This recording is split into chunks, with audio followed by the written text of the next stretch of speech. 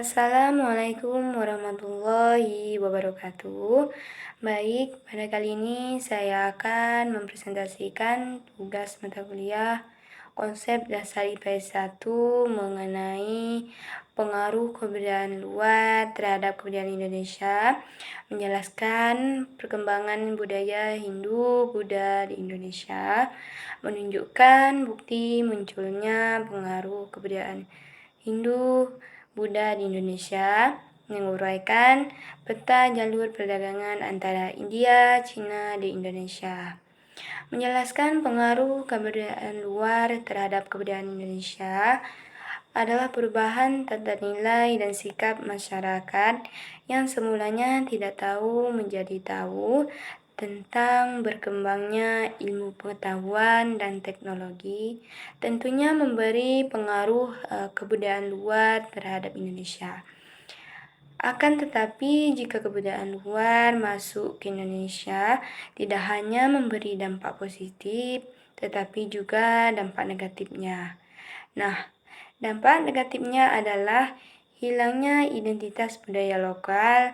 Dengan terlalu banyak meniru budaya luar, orang Indonesia bisa kehilangan jati dirinya sebagian dari budaya lokal. Selain itu, peniruan terhadap budaya asing juga dapat mengakibatkan hilangnya keberagaman budaya di masyarakat. Menjelaskan perkembangan budaya Hindu-Buddha di Indonesia. Perkembangan budaya Hindu-Buddha di Indonesia tentunya tidak terlepas dari perdagangan dan berdirinya kerajaan-kerajaan yang bercorak Hindu dan Buddha.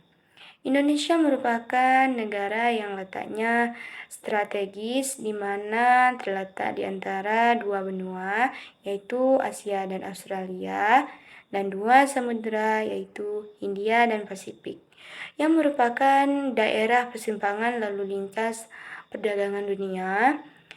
Pada abad ke-1 Masehi, jalur perdagangan tidak melewati jalur darat lagi, akan tetapi menggunakan jalur laut, sehingga perdagangan dari Cina dan India melewati Selat Melaka. Untuk itu Indonesia berperan aktif dalam perdagangan tersebut, maka terjadilah hubungan Indonesia dengan Cina dan India. Hal ini tersebut merupakan salah satu penyebab masuknya budaya Hindu dan Buddha ke Indonesia. Kemudian menetap ke Indonesia membuat sistem kerajaan dan menyebarkan agama Hindu dan Buddha ke Indonesia. Adapun kerajaan Hindu dan Buddha dimulai pada sekitar abad ke-5 yang ditandai dengan adanya kerajaan Kutai dan Tarumanegara, menunjukkan bukti munculnya agama Hindu dan Buddha, ditandai dengan adanya seni bangunan seperti candi. Nah, candi yang bercorak Hindu adalah Candi Prambanan, kemudian ada candi yang bercorak Buddha adalah Candi Borobudur. Yang selanjutnya seni rupa ukir, seperti lukisan pahatan yang ada di dinding Candi Borobudur. Selanjutnya adalah sastra dan aksara, seperti karya sastra yang menceritakan kisah Mahabharata dan Ramayana.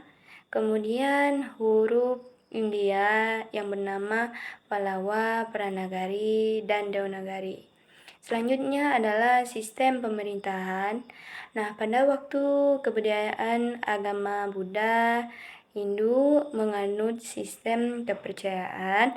Nah, contohnya adalah pada kerajaan Kutai, Tarumanegara, dan Sriwijaya. Sistem kalender.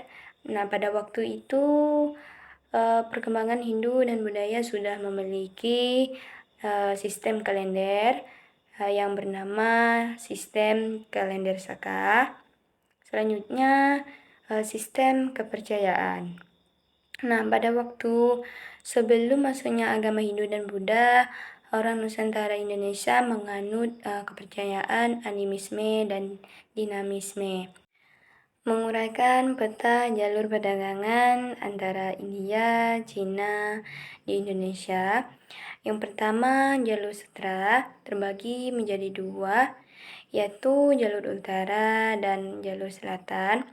Nah, rute utara melewati Bulgar, Kipchak, ke Eropa Timur, dan semenanjung Crimea. Nah, dari situ menuju ke Laut Hitam, Laut Marmara, dan Balkan ke Venezia. Sedangkan rute selatan melewati Turkestan, Khorasan menuju Mesopotamia dan Anatolia.